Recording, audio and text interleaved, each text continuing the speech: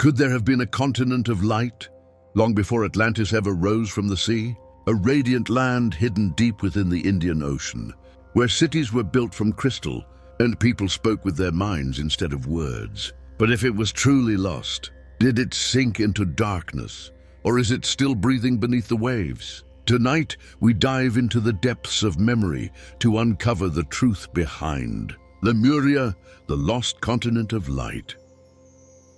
A vast continent, larger than the Indian and Pacific Oceans combined, hidden among tropical waters. A land filled with light and energy, where cities of radiant crystals stood amid evergreen gardens, and people communicated through thought alone, with no need for words. This was Lemuria, a legendary continent that flourished thousands of years before Atlantis and then vanished suddenly. The name first arose from a scientific hypothesis, but soon evolved into a spiritual myth, inspired by the writings of Helena Blavatsky, founder of Theosophy, and Edgar Cayce, the American prophet. The word Lemuria comes from lemurs, primitive primates, yet the lemurs themselves were named after the lemurs, restless spirits of the dead in ancient Roman mythology honored during the festival of Lemuria. This connection cloaked Lemuria in an aura of mystery and otherworldliness, transforming it into a symbol of a lost world. It all began with a biological mystery. In the 19th century, scientists like Philip Sclater, an English zoologist, noticed that lemurs lived in Madagascar in India, but not in Africa or the Middle East. He proposed the existence of a sunken continent, which he called Lemuria, that once connected these regions, a vast land stretching from Madagascar to India, and even Australia, lying deep within the Indian Ocean. But this scientific idea soon turned into legend when Ernst Haeckel, a German biologist, suggested that Lemuria was the birthplace of the first humans.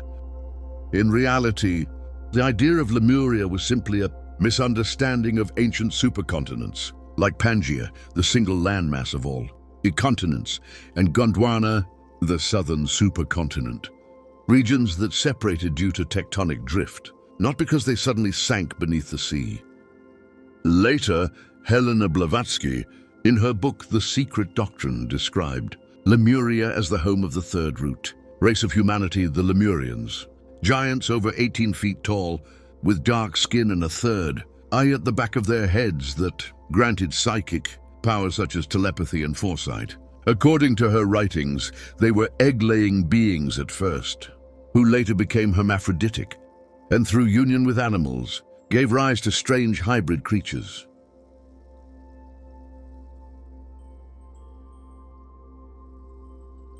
Lemuria was not just a land, it was a spiritual paradise, a vast continent said to stretch from Tibet and Mongolia down to Sri Lanka, eastward to Australia and the Pacific Islands, including Easter Island, and westward to Madagascar, covering much of the Indian Ocean.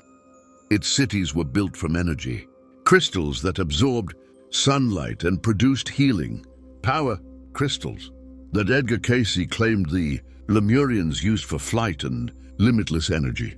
The people lived in perfect harmony with nature, skilled farmers, healers with psychic powers, and communities free from war or greed. They could move objects with their minds, communicate with animals, and possessed astronomical knowledge thousands of years ahead of their time. Their society had no complex language, for they spoke through telepathy, and justice was guided by divine law. Their leaders were said to be descendants of celestial beings. In Theosophy, Lemuria symbolizes the age of instinct and human unity with nature, a stage in the spiritual evolution of humankind, before the rise of the fourth root race, Atlantis. Some theories claim that the survivors of Lemuria later built Atlantis, and that their collective consciousness still exists within. Earth's crystalline grid, an energy said to be felt in Mount Shasta, California, and Hawaii, places believed to hold the ancient vibration of Lemuria. But like every paradise, corruption found its way in. The Lemurians, proud of their powers, began to abuse the natural energies they once revered. Some interbred with animals, creating hybrid races, which led to inequality and chaos. The gods, angered by this deviation, unleashed their wrath. Massive volcanoes erupted, earthquakes split the land, and cataclysmic floods swallowed the continent whole. In a great disaster, said to have occurred around 425 million years ago, or according to other theories, at the end of the Ice Age, around 12,000 years ago, Lemuria sank beneath the sea. Helena Blavatsky wrote that underground fires, volcanic forces, destroyed the continent, leaving only remnants such as Australia and the Pacific Islands. Edgar Cayce claimed that this destruction came before Atlantis, and that the survivors migrated to Asia, the Middle East, and even the Gobi Desert, where they founded the earliest civilizations. This story shares striking similarities with other myths, such as Mu, another name for Lemuria in the writings of James Churchward, an English author who described it as a vast continent in the Pacific Ocean, the cradle of human civilization with a population of 64 million people, which sank in a great catastrophe. In Tamil Indian mythology, it appears as Kumari Kandam, the southern continent, a sunken land, said to have once held an ancient civilization, later destroyed by massive floods, much like the tales of Noah's flood or the great deluge of Sumerian legend. Now, thousands of years later, scientists and explorers are still searching for the real location of Lemuria. Was it just a myth or inspired by real history? From a scientific standpoint, Lemuria never existed. The distribution of lemurs is explained by plate tectonics, since Madagascar and India were once part of the ancient supercontinent Gondwana. However, in esoteric and mystical theories, Lemuria's location is said to be in the Indian or Pacific Ocean.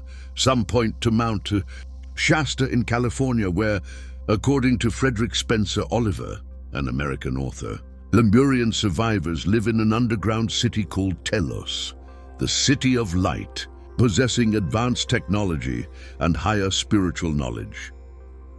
Harvey Spencer Lewis, leader of the Rosicrucian Order, claimed in his book Lemuria, the lost continent of the Pacific, that the survivors migrated to the Americas. Even Guy Warren Ballard, founder of the I Am movement, led annual pilgrimages to Mount Shasta to communicate with the Lemurians. Another theory places Lemuria in the Gobi Desert, where Edgar Cayce said the first Adamic primordial race once emerged.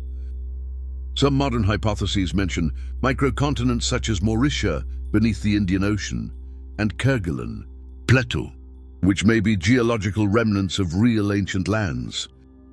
Places like Hawaii, with its active volcanoes and natural energy, Fiji, with ancient island cultures, Pili, with its sacred temples and spiritual aura, Mount Shasta, with its underground legends, and Madagascar, home of the lemurs, are often linked to Lemuria's legacy, regions filled with mystical energy and ancient secrets, where locals still tell stories of great floods and vanished civilizations. But many believe Lemuria is only a metaphor, a creation of Blavatsky's imagination, meant to symbolize the spiritual evolution of humankind, a stage where humans transformed from giant physical beings into spiritual ones. There is no direct archaeological evidence, and oceanic mapping has revealed no sunken continent. Yet Lemuria's cultural legacy is vast. It has inspired art, films like Lemuria, The Lost Continent, and New Age philosophies. In Theosophy, Lemuria represents harmony with nature, while Edgar Cayce described it as an oceanic Garden of Eden, where early humans lived in peace and balance.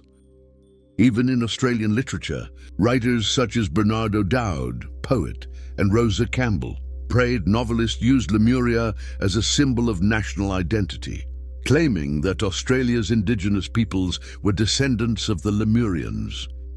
In modern thought, many view Lemuria as a metaphor for humanity's lost golden age of consciousness, a reminder of the balance once shared between humankind, the earth, and nature. In Jungian psychology, Lemuria may symbolize the collective unconscious, a realm where humanity had not yet become divided from itself, and where archetypes, the ancient universal symbols, still live within our minds. Some say Lemuria never existed, just a myth born from the dreams of mystics. But what if myths are memories, echoes of something humanity once knew and forgot? What if, somewhere in the deep ocean, a faint light still flickers, waiting to be found? Do you believe Lemuria was real, or just a reflection of our longing for a lost paradise? Share your thoughts in the comments, and don't forget to like and subscribe. Our next journey into the unknown begins soon.